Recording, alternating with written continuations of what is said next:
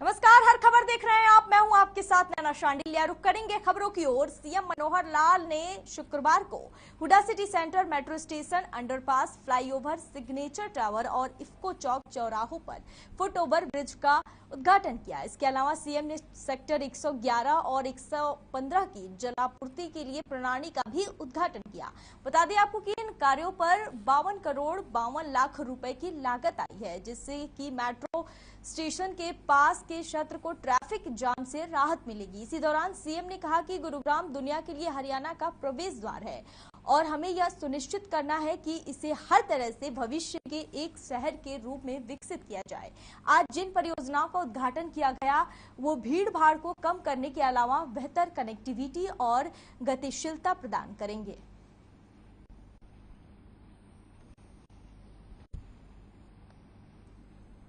CM Manohar Lal का गुरुग्राम जनता को सौगात। बता दें आपको कि सीएम मनोहर लाल ने गुरुग्राम वासियों को सौगात दी। मित्रों, आज गुरुग्राम का दौरा था हम लोगों का। उसमें मुख्य रूप से 3 कार्यक्रम थे। पहला कार्यक्रम मेट्रो जो अपना Huda city centre metro station जो है, वहाँ पर एक अंडरपास, एक फ्लाईओवर और एक फुट ओवर ब्रिज, और इस प्रकार से सेक्टर 111 से 115 तक पानी की सप्लाई का एक प्रोजेक्ट, ऐसा कुल मिलाकर 63 करोड़ रुपए के दोनों प्रोजेक्ट थे, उनका उद्घाटन हुआ।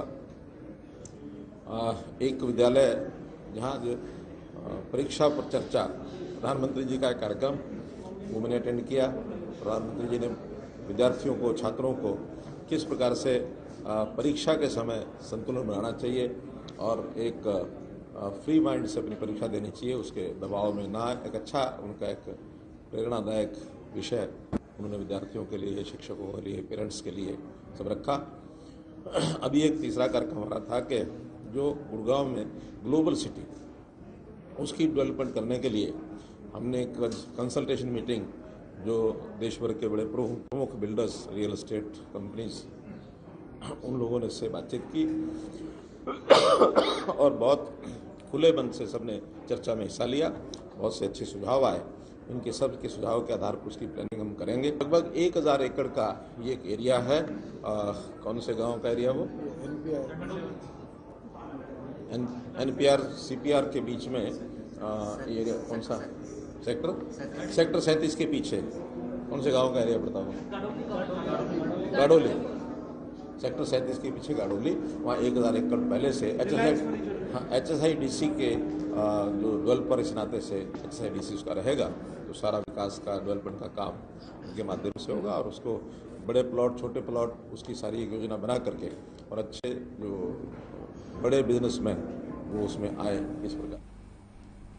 वहीं सीएम मनोहर लाल ने चंडीगढ़ को लेकर बड़ा बयान दिया है। सीएम ने कहा कि चंडीगढ़ दोनों ही राज्यों की राजधानी होगी। बता दें आपको कि पंजाब और हरियाणा दोनों का ही चंडीगढ़ पर हक है, सीएम ने कहा। सीएम ने आगे कहा कि पंजाब के एक तरफा प्रस्ताव का कोई अर्थ नहीं है। साथ ही सीएम ने कहा कि वे पंजाब सरकार से SYL समेत दूसरे मुद्दों पर भी चर्चा करेंगे।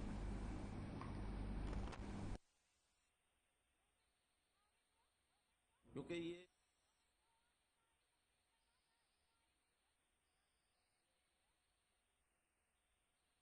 चंडीगढ़ को दोनों स्टेट्स की राजधानी के रूप में रखा गया था और 60-40 का जो रेशो है उसमें सारा हमारा एम्प्लॉइज का, बिल्डिंग्स का, ये सब उस समय से चल रहा है, आज भी वही है। इस प्रकार से एक तरफा रेजोल्यूशन पास करने का उन्होंने एक रिकमेंडेशन की है कि सरकार इस विषय को टेकअप करे।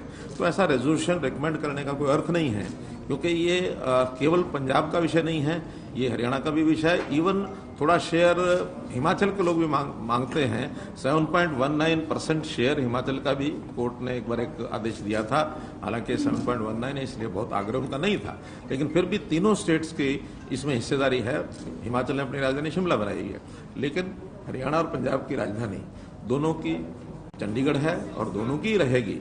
कोई समझौते का कोई विषय आएगा तो केवल एक चंडीगढ़ नहीं है, इसमें मल्टीपल इश्यूज हैं और SYL भी है, उसमें हिंदी स्पीकिंग एरिया भी है। तो ये सारे विषय जब एक साथ बैठ करके कभी को करने की बात आएगी तब तो कोई विषय आगे बढ़ता है, अन्यथा वन साइडेड रेजोल्यूशन का कोई अर्थ नहीं है। चंडीगढ़ को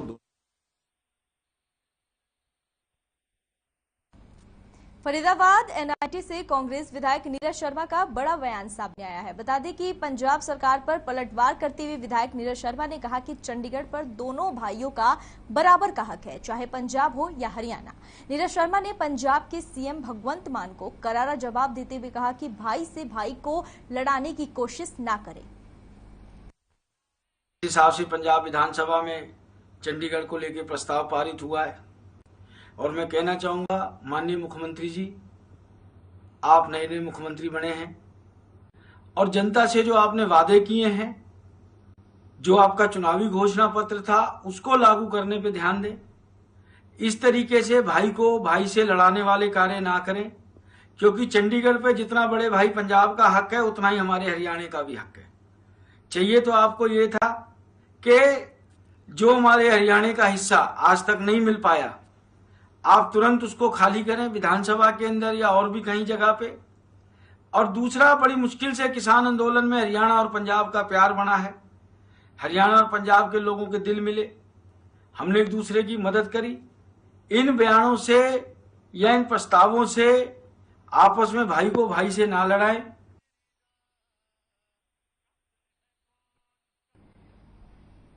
1 अप्रैल से गेहूं की खरीद शुरू हो चुकी है। प्रशासन ने लाख दावे तो किए थे, लेकिन ये दावे कई जगह फेल होते हुए नजर आ रहे हैं। रिपोर्ट देखिए है हमारा।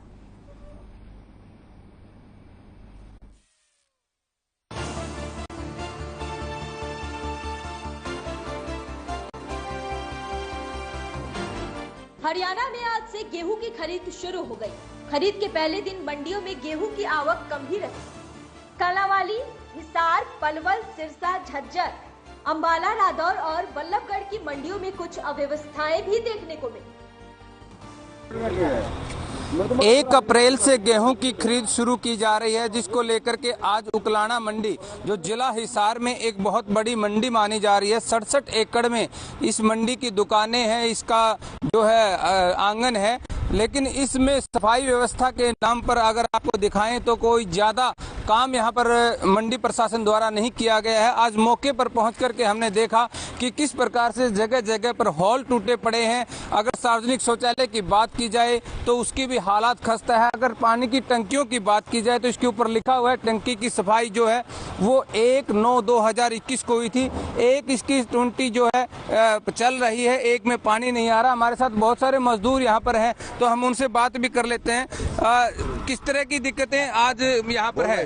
दिक्कतें क्या क्या दिक्कत यही है कि बाथरूम 6 बजे 7 बजे शाम को बंद कर देता है और 9 बजे 8 बजे बंद खोलता है वो। एक तो रात को बाथरूम नहीं यूज कर सकते। हाँ जी, बहुत परेशानी होता है हम लोग। और साफ सफाई कितनी है उसमें? साफ सफाई तो टूटी भी देख लो कैसे चलता है, थोड़ा थोड़ा पानी निकलता है।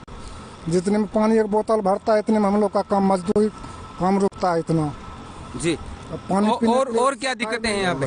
और क्या क्या दिक्कत बताइए जी। यही दिक्कत है जी, बस ये एक तो शौचालय है जो ये सफाई होनी चाहिए, और जो पानी की व्यवस्था वो होनी चाहिए जी। मजदूर के लिए तो पानी, मजदूर क्या तो सभी के लिए पानी तो होता ही है। चाहे उकलाना मंडी जिला हिसार की ये बहुत बड़ी मंडी है, बहुत सारी समस्याएं यहाँ पर नजर आ रही है। प्रशासन दावे कर रहा है कि हमने यहाँ पर 6 वाटर कूलर लगा दिए, लेकिन सामने जो आप देख रहे हैं बॉक्स, उसके अंदर कोई वाटर कूलर नहीं है। सिर्फ 6 वाटर कूलर 67 एकड़ की इस मंडी के अंदर लगाए गए हैं। और उसके साथ साफ सफाई की बात करें तो जिस प्रकार मजदूर लोग यहाँ पर बता रहे थे कितनी दिक्कतें इनको है। अगर एक मजदूर पानी भरने के लिए, एक बोतल भरने के लिए आता है तो उसको काफी समय लग जाता है और बाकी लाइन लग जाती है।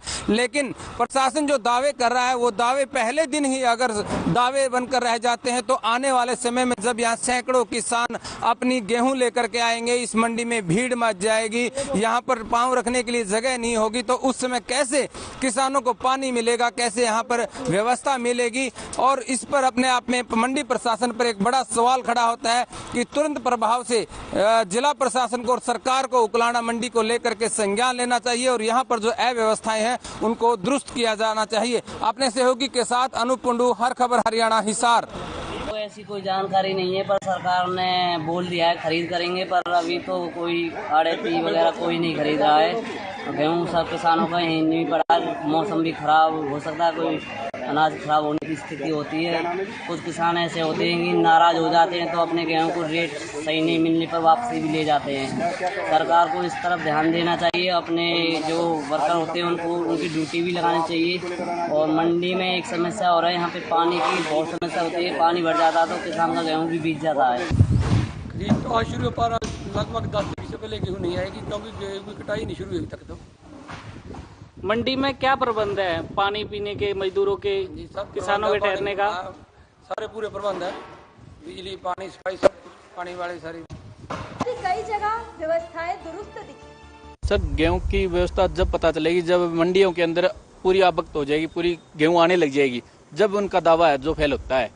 वो पहले दिन तो दावा करते हैं भी हम इतनी कर देंगे, वो कर देंगे, जब गेहूं आने लग जाती है जब इनके दावे सभी फेल हो जाते हैं। अभी हफ्ता है, हफ्ते के बाद देखना इनकी कितनी वो दावे सच निकलते हैं या क्या निकलता है। तो अभी कितना क्या माना जाए, अभी गेहूं कब तक किसान लेकर आ जाएंगे मंडी? लगभग एक हफ्ते बाद गेहूं आना स्टार्ट हो जाएगा मंडियों के अंदर। हाँ, मेरी अब एफर्ट्स से बात हुई है, उन्होंने कहा है कि अब दोपहर के बाद हम विजिट करेंगे, अगर डेयरी कोई बिकने योग्य हुई तो खरीद शुरू कर दी जाएगी। यहाँ 3 हैं, एक मेन मंडी है रदौर, 2 हमारे सब यार्ड हैं, जथाना और गुमथड़ा राव।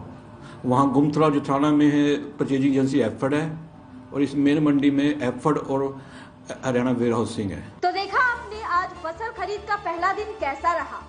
कई मंडियों का हाल हमने आपको दिखाया। उम्मीद की जा रही है जैसे जैसे दिन आगे बढ़ेंगे व्यवस्थाएं और ज्यादा दुरुस्त होंगी। हालांकि कई मंडियां ऐसी भी हैं जहां मंडी प्रशासन के दावे के उलट तस्वीरें दिख रही है।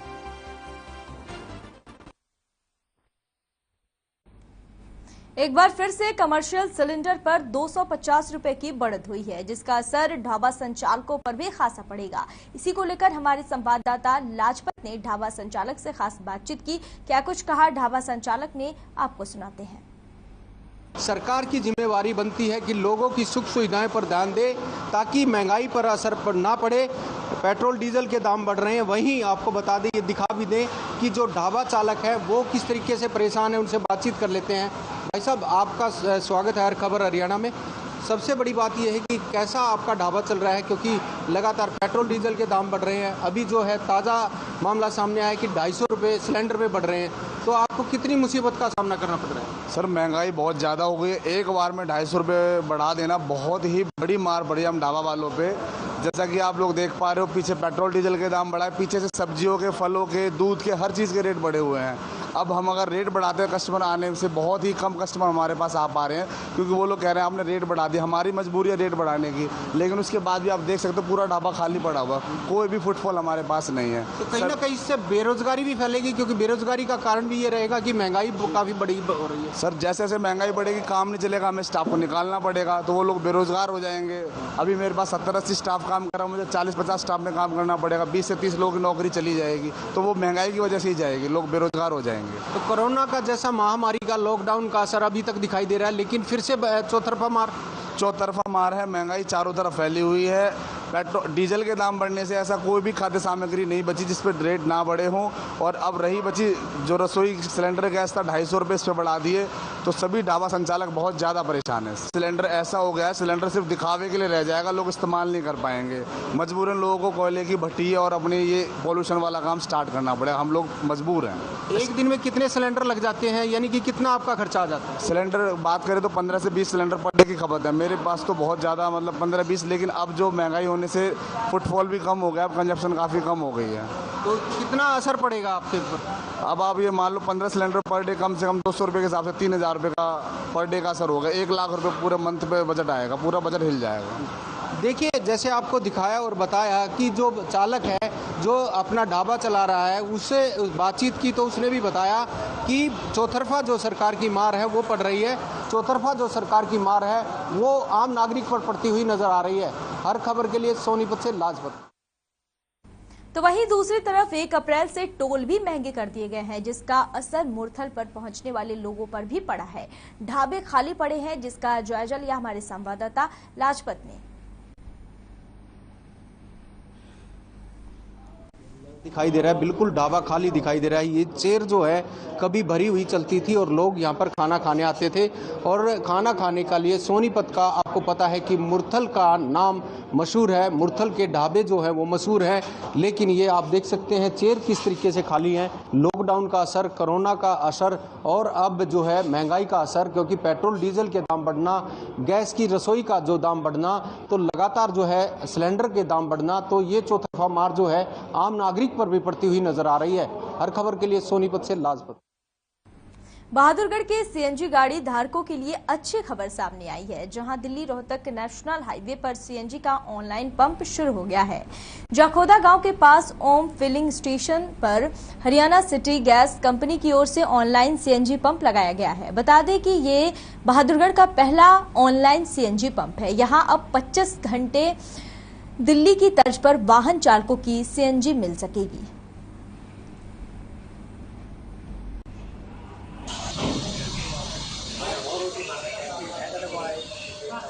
इंडियन ऑयल पेट्रोल पंप पे ओम फिलिंग स्टेशन पे हरियाणा सिटी गैस के जॉइंट वेंचर के तले हरियाणा सिटी गैस ने सीएनजी ऑनलाइन का ऑप्शन स्टार्ट किया है, जो कि 24 आवर्स ऑनलाइन रहेगी और 200 बार का प्रेशर पूरा रहेगा।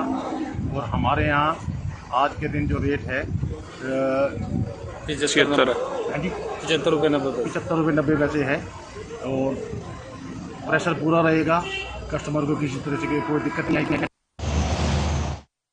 देश पर प्रदेश भर के स्कूलों के अध्यापक बच्चों को सरकारी स्कूलों के साथ जोड़ने की कवायद में लगे हुए हैं। शिक्षा विभाग का प्रयास है कि शहर और ग्रामीण क्षेत्रों में ज्यादा से ज्यादा बच्चों का दाखिला सरकारी स्कूलों में हो। वहीं बता दें आपको कि सरकारी स्कूलों का अनोखा अंदाज यहां सामने आया, जहां ढोल की थाप पर अभिभावक नाचते हुए नजर आए और वहीं सरकारी स्कूलों में दाखिला भी करवाए।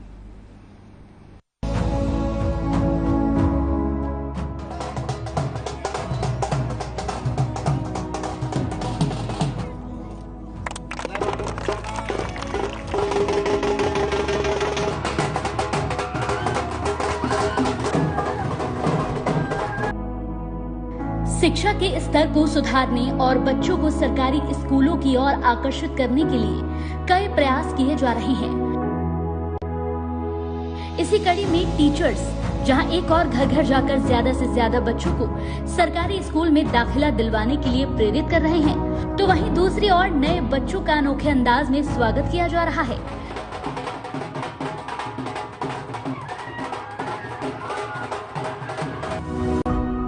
बच्चों को तिलक लगाकर तो कहीं ढोल नगाड़ों के साथ उनका स्वागत हो रहा है।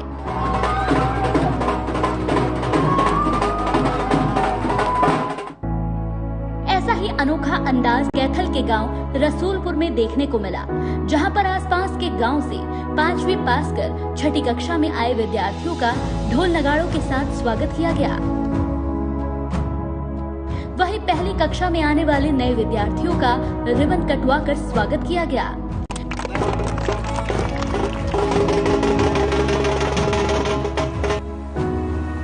मनोहर सरकार की पहल और शिक्षा विभाग की नीति के चलते अब विद्यार्थी और अभिभावक प्राइवेट स्कूलों की बजाय सरकारी स्कूलों की ओर रुख कर रहे हैं, जो एक अच्छी पहल साबित हो रही है। यहाँ पर प्रवेश उत्सव मनाया जा रहा है। इसी कड़ी के अंदर हमने यहाँ पर इस त्योहार को एक जो है उत्सव के रूप में मनाया जा रहा है। यहाँ पर हमने यहाँ पर ढोल नगाड़ों के साथ बच्चों का स्वागत किया है और यहाँ पर हम बड़े ही हर्षोल्लास से हम जो आज प्रवेश उत्सव को मनाया जा रहा है। यहाँ पर जी सर, हरियाणा सरकार द्वारा जो है समय समय पर बच्चों को यहाँ पर वर्दी और वजीफा और अन्य सभी प्रकार की सुविधाएं दी जा रही हैं। हमारा स्कूल यहाँ पर सभी सुविधाओं से जो है परिपूर्ण है। यहाँ पर हरा भरा प्रांगण है। बच्चों को दाखिला करवाने के लिए पहुंचे अभिभावकों का कहना था कि लॉकडाउन के बावजूद सरकारी स्कूलों का परिणाम बहुत अच्छा आया। उन्होंने सभी अभिभावकों से आह्वान करते हुए कहा कि आज प्राइवेट स्कूलों के बजाय सरकारी स्कूलों का शिक्षा का स्तर बहुत अच्छा है, इसीलिए प्राइवेट स्कूलों के बजाय सरकारी स्कूलों में अपने बच्चों का दाखिला कराएं।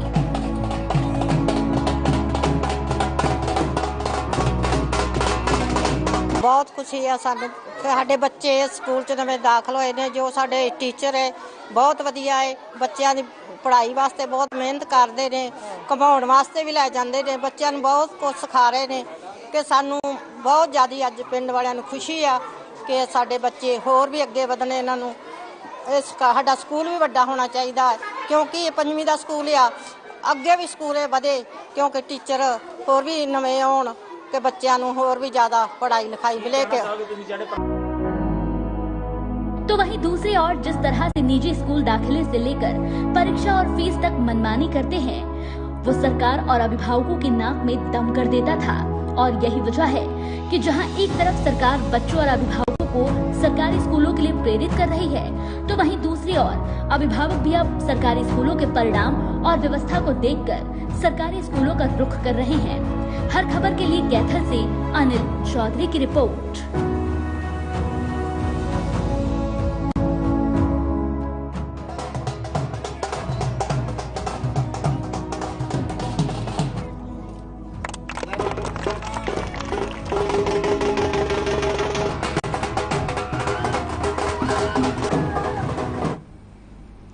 फरीदाबाद में 35वें अंतर्राष्ट्रीय सूरजकुंड मेले में देश विदेश के देसी और विदेशी कलाकारों द्वारा मेला प्रांगण में आने वाले मेला पर्यटकों का खूब मनोरंजन किया जा रहा है और दर्शक भी जमकर झूम रहे हैं। मेले में जहां देसी नगाड़ी की प्रस्तुति पर लोग नाचे बिना नहीं पा रहे हैं तो वहीं विदेशी कलाकार भी अपनी परफॉर्मेंस का लोहा मनवा रहे हैं जिन्हें दर्शक खूब पसंद कर रहे हैं।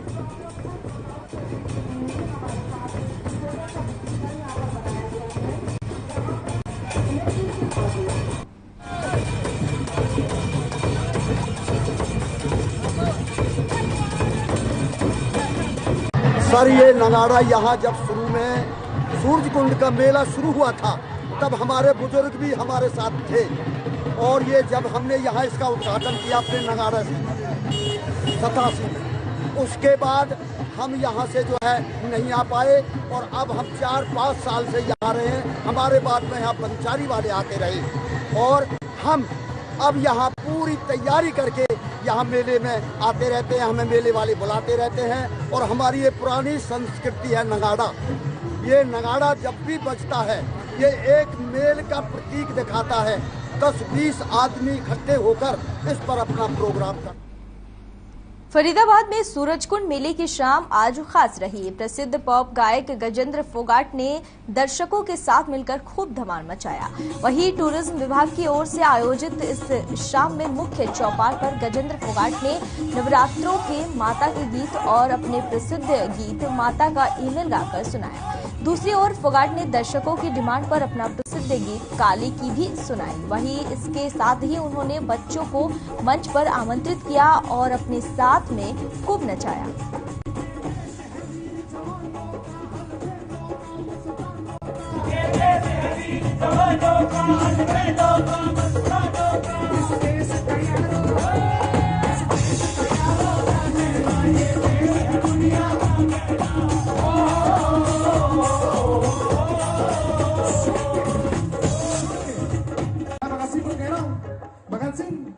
तेरी दूर दूर तक फोटो कौन है शहर के बीच बाजार में, दूर दूर तक फोटो कौन है शहर।